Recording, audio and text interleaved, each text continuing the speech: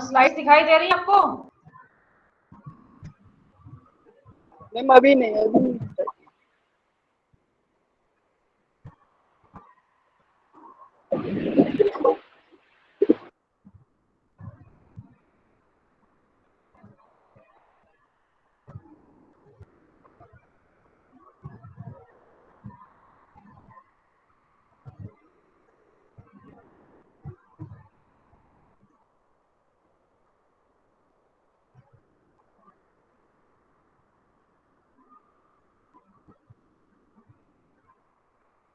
Slides दिख रही हैं? Yes ma'am. Yes, ma'am. Yes ma'am, देख रहे हैं sir.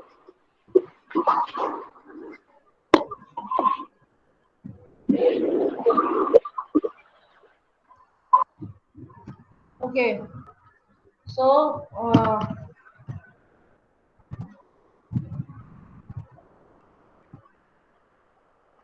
so we have discussed this thing that this epidermis is made up of 5 different layers: stratum corneum, stratum lucidum, stratum granulosum, stratum spinolosum, stratum bacilli. Along with this, the different type of cells which are present in the epidermis, they are melanocytes, keratin, Langerhans cells, and Merkel cells. Melanocytes, they are found in a basal layer or stratum germinativum and are responsible for melanin production. We all know that melanin is a pigment which gives a color to the skin, and the amount and the color of the pigment, it will decide what will be the color of the individual. It also provides a photoprotection. Melanin is responsible for the photoprotection against the UV light. Then carotenoid is another pigment which gives the color to the skin. Carotenoid is found in variety of fruits and vegetables. So generally it is said that if we are taking more of food and more of vegetables and fruits, the color will be more orange, just because of this pigment, that is carotenoid. Okay, then Langerhans cells, they provide immunity system to the body. That is basically, if our skin is invaded by different type of bacteria or microorganisms, then this Langerhans cells, they gives the protection against invaded cells. Next is Merkel cells. They provides us touch response. So they tend to lie close to the sensory nerves. Basically, Merkel cells, they are found close to the nerve endings, and they are found in this stratum germinativum layer or bacilli. Okay, so the response, like touch response, is provided by Merkel cells. So is it clear to everybody? Yes ma'am. Yes, ma'am. Yes, ma'am. Again, the structure of the skin. Okay, so we can clearly see the epidermis and dermis in this particular slide, and different layers of epidermis.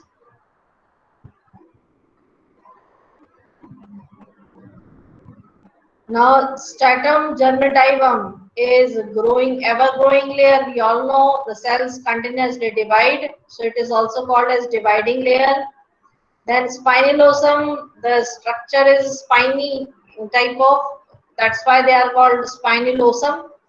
Then granulosum, just because of the grainy cells, they are called grainy layer.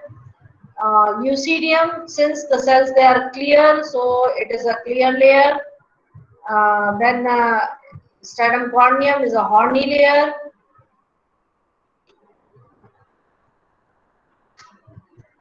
So next is stratum corneum. Why we are discussing this particular layer in detail? Since whatever the cosmetic preparation we will be preparing the stratum corneum is the substrate layer, or we can say in the all the dosage form like semi-solid dosage form as well as the cosmetic preparation, they are applied over the skin layer, that is stratum corneum. So we must know what is the nature of this stratum corneum. Okay, so it is made up of tightly packed water resistant cells called cornicytes. Okay, and the complex lipid material is present in this. Okay, now in the diagram we can see, I have just taken this diagram from a book. Okay, so what we can see here is uh, cornocytes are there, and some intercellular lipid matrix is there. Okay, so cells, they are suspended in intracellular lipid matrix. Okay, and there is a natural moisturizing factor which is present within the cell. Okay, so actually this natural moisturizing factor is a component which are all water soluble, and they are easily leached out from the cells with the excessive use of skin cleansing material like soap. Okay, so we all know that when we are using bad quality soap, or if we are excessive using soap and all that, it harms to our skin. How it harms to our skin, like it leach out all the natural moisturizing factor, and because of that our skin, it becomes cracky, or it becomes dry flaky skin, and cracks, they are produced in the skin. In the second diagram I have shown this the same thing, that cracks, they are there. So can you see the diagram? Yes, ma'am. And the amount of natural moisturizing factor is also lost in the second image. Okay, so carniocytes, they contain one water soluble material which called as a natural moisturizing factor, which play a very important role in maintaining the hydration of the subcutaneous, sorry, stratum corneum. So if the natural moisturizing factor is removed from the skin, the hydration property will be lost from the skin. Okay, clear? Yes, ma'am. Yes, ma'am. Okay. Next, we'll discuss about keratinization. What is keratinization? Okay. It is also called as cornification. Keratinization or cornification. So actually, it is a process of epidermis renewal. We can say every time we have already talked about this. That is under the facts of skin. We have discussed that continuously the cells, they are shredded by the skin. Okay, this process is called as epidermal renewal or cornification. So it begins in the basal layer, where new skin cells known as keratinocytes, they are formed. तो ये भी अभी हमने discuss किया था कि आपकी stratum जर्मेटाइवम layer जो है वो कॉन्टिन्यूसली न्यू सेल्स जनरेट करती है, केराटिनोसाइट्स फॉर्म करती है, and these keratinocytes, they are pushed upward.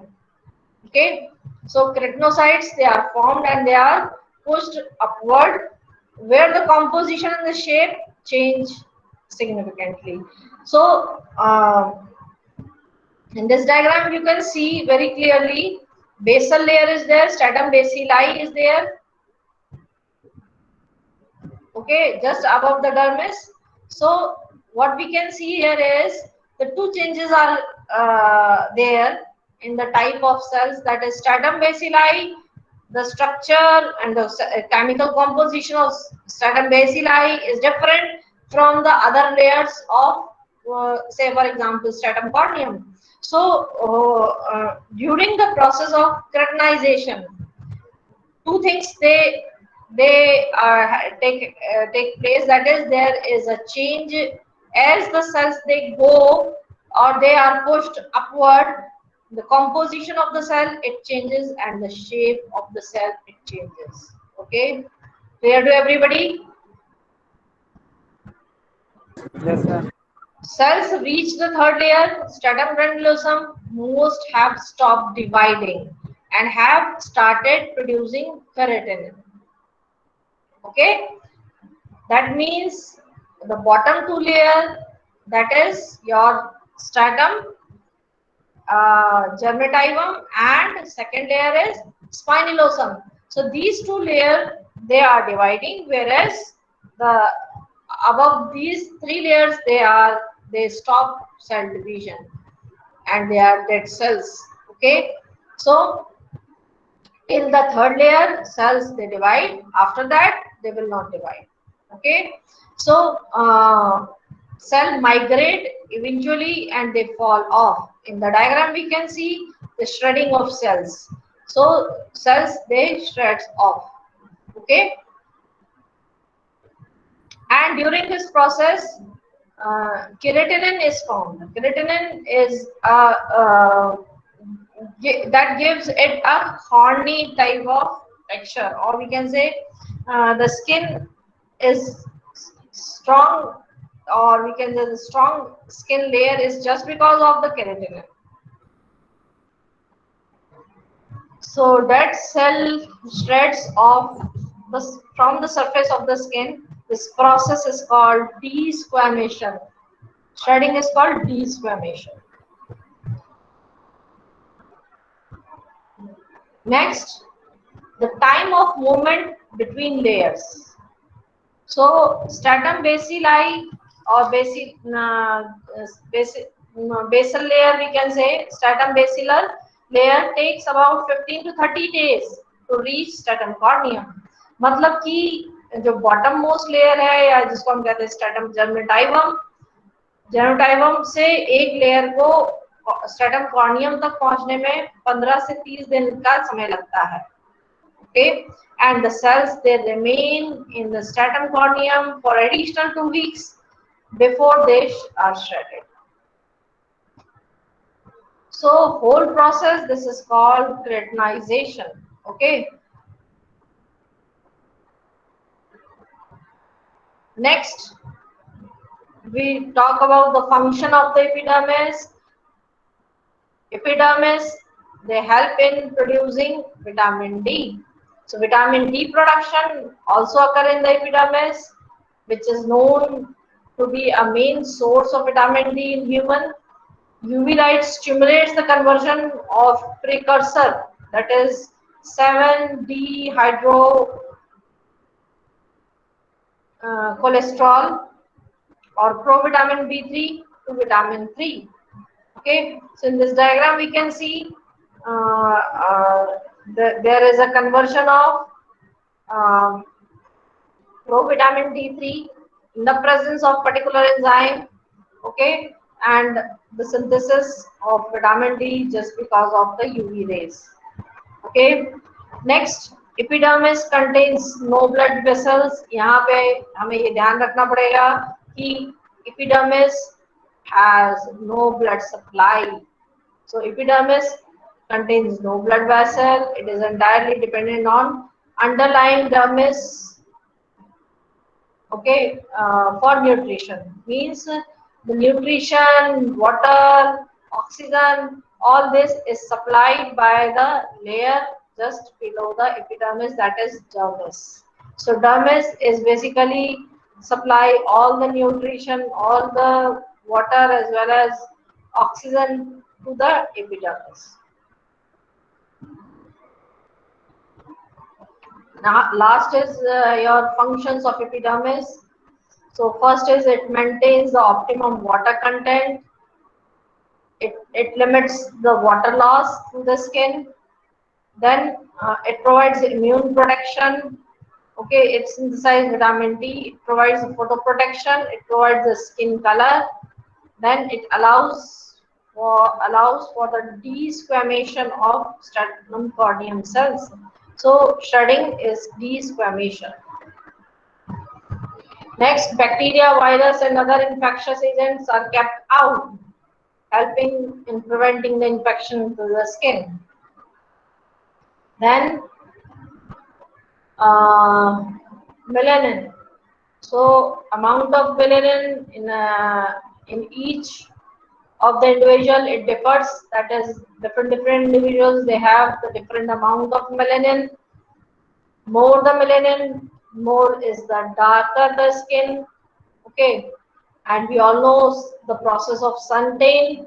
Like if our skin is exposed to sunlight, more is the exposure, more will be the amount of melanin produced in our skin. So this process is basically sun tanning process. Okay, so I think everybody knows what is suntan and how they are caused.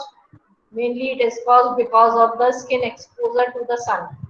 So as such, sun rays, it increase the amount of melanin in our body. In the diagram we can see the region of the hand which is exposed to sun rays, it is darker, whereas the other region is not. Why? Because more the melanin production, more is the color, or darker is the color of the skin. Now, melanin or melanocytes, they filter out UV rays. So, they provide protection against the UV rays. So,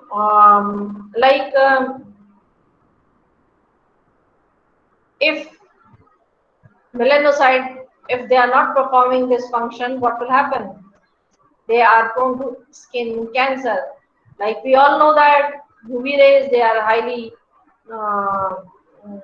say, they produce damage to our skin. Okay, so whatever the damage caused because of the UV rays can be protected by melanocyte. Now, if this process doesn't take place, then what happens? The disease like skin cancer, they are caused, or sometimes wrinkles or aging. All these, they are the skin problems caused because of uh, uh, say damage to the skin because of due to the sun. Okay, so this is the role of melanocytes in the skin. Okay, now like albinism, I think you people will be knowing what is albinism. Albinism is the condition just caused because of our skin is unable to synthesize melanin.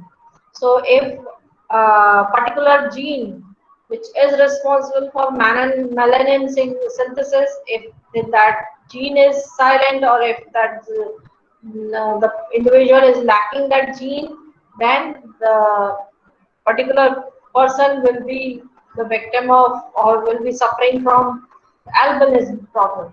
Okay, so it is characterized by milky or translucent skin, pale or colorless hairs, and pink or blue eyes, blue iris. So everybody knows what is albinism.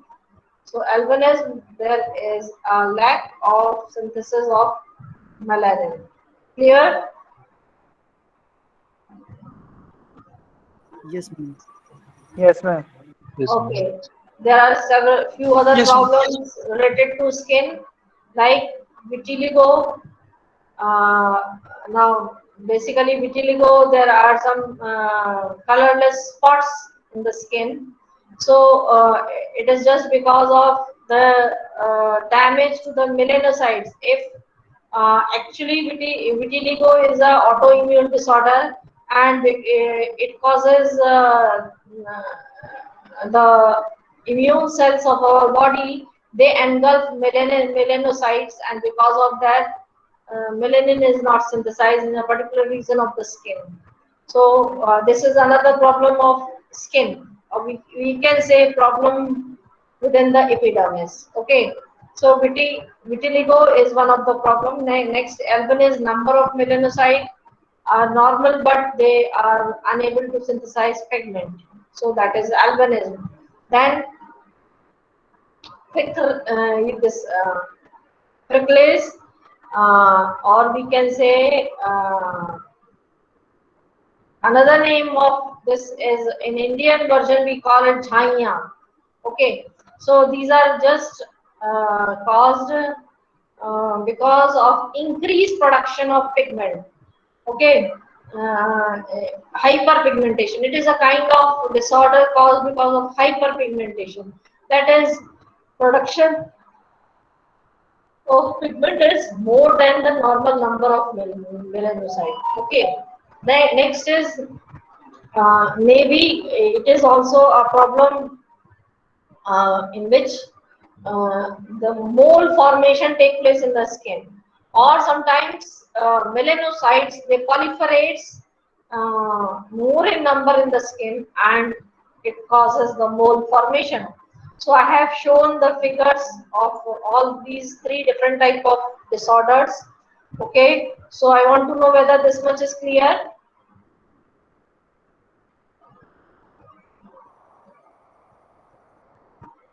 Can you hear me? Yes, ma'am. Clear. Yes, Okay. ma'am. Okay, so now we'll proceed to the next layer, that is dermis. So just below the epidermis, dermis is located. Okay, now it is a strong, flexible, connective tissue layer. Okay, it can consist of fibroblast cells. Now, fibroblast cells, they are there, nerve cells, sensory organs, blood vessels, sebaceous glands, sweat glands, then hair follicle, all these, then collagen and elastin fibers. That is, we can say dermis is composed of all these things.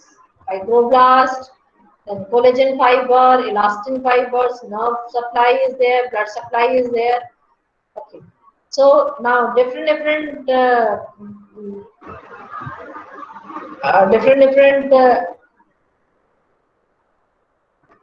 part of dermis they perform different role. Like collagen it provides strength, elastin they provide elasticity. So the whatever the ability of the skin, like spring back, we when we just stretch our skin it spring backs just because of these collagen and elastin fibers which are present in the skin. Okay, so in the part of dermis these fibers are there.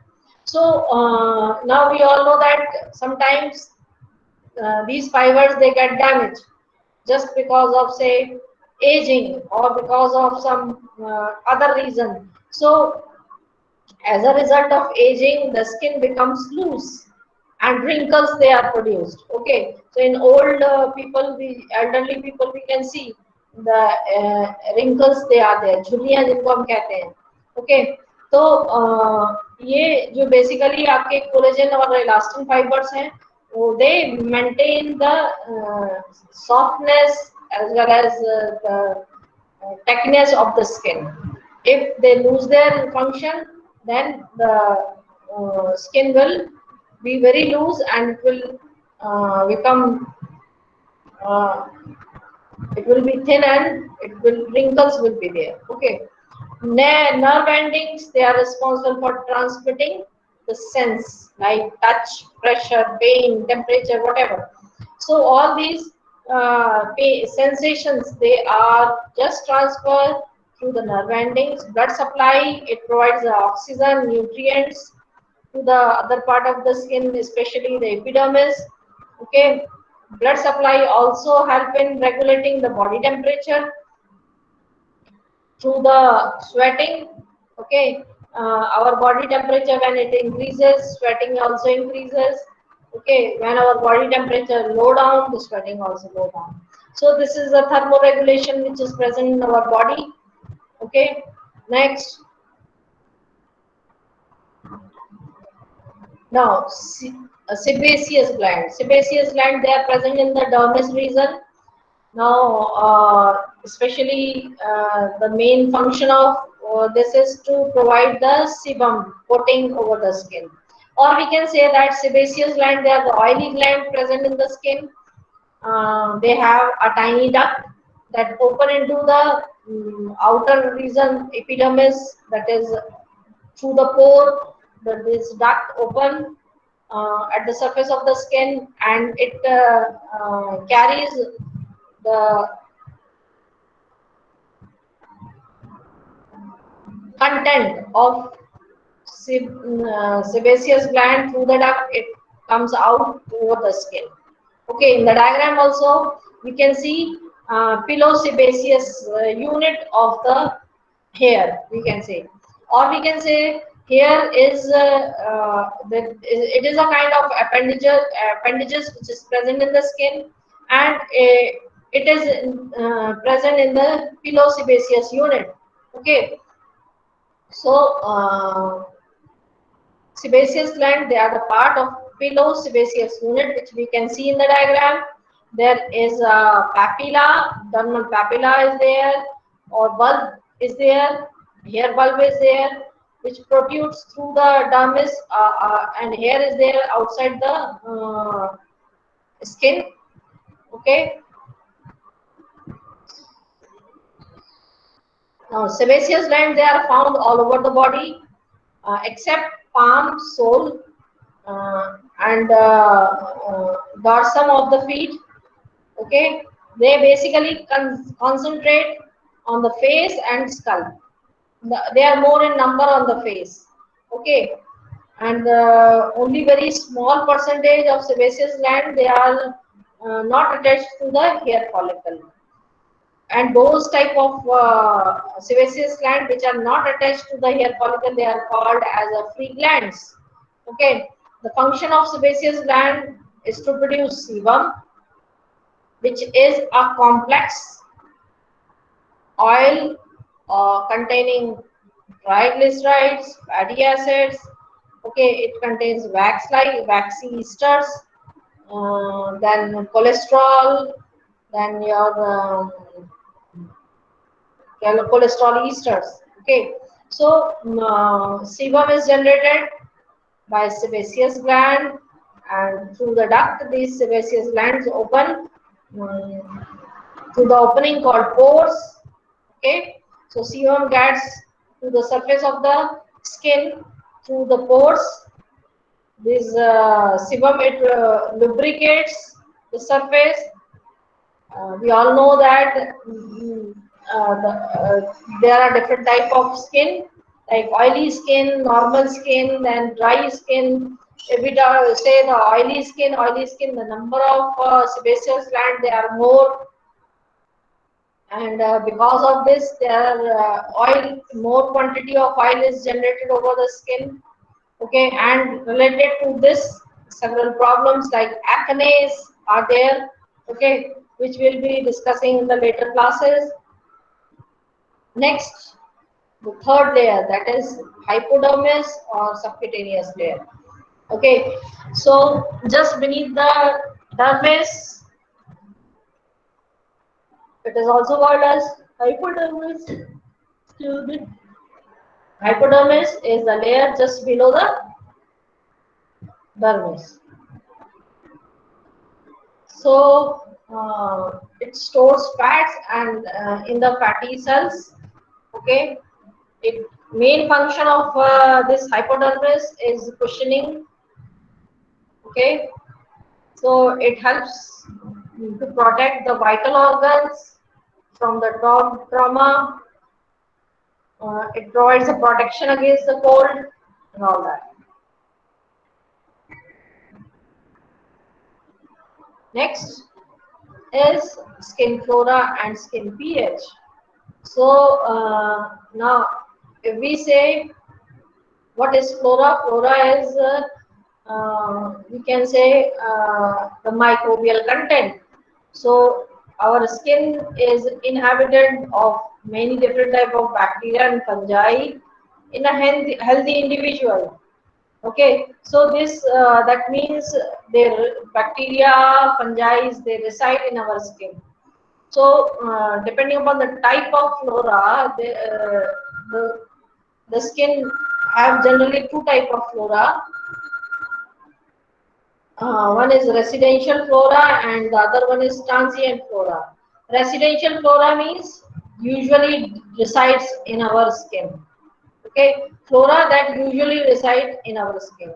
And transient flora is the flora, or we can say the transient flora is the type and number of the microorganisms which which come suddenly. Okay, whereas residential flora it reside in our skin. Next is skin type. Human skin can be categorized on the basis of gender, on the basis of color, on the basis of UV sensitivity. Then, depending on the vulnerability, oiliness, healthiness, and special. Okay, so these we can classify our skin type depending upon the all these factors. Okay, so, and also depending upon the number of the hairs, like skin, non-hairy skin can be there or hair-bearing skin can be there. Next, briefly we'll discuss about the different type of skin, uh, degree of oiliness or dryness, and depending upon the pore size, we can say the skin can be normal skin, oily skin, dry skin, or combination skin. Okay. Now, what is normal? Normal has equal balance of water and oil. Is normal skin. Okay, oily skin. It has a usually more amount of oil. Okay, then it is quite shining and pore tend to be bigger due to more secretion of oil. So pores they are visible. Skin is shiny, then more of sebum is secreted in this type of skin. Dry skin has a rough texture, flaky, non-shiny skin. Pores tend to be smaller in case of dry skin, whereas in combination skin, it is a mixture of dry and oily skin. Okay. So this much is sufficient for today's class. We'll discuss in more detail some of the problems related to the skin like acne, wrinkles, then hyperpigmentation. All this we'll discuss in the next class. Okay, so please tell me whether this much is clear to all of you. Yes, sir. Yes, ma'am. Yes, ma'am. Yes,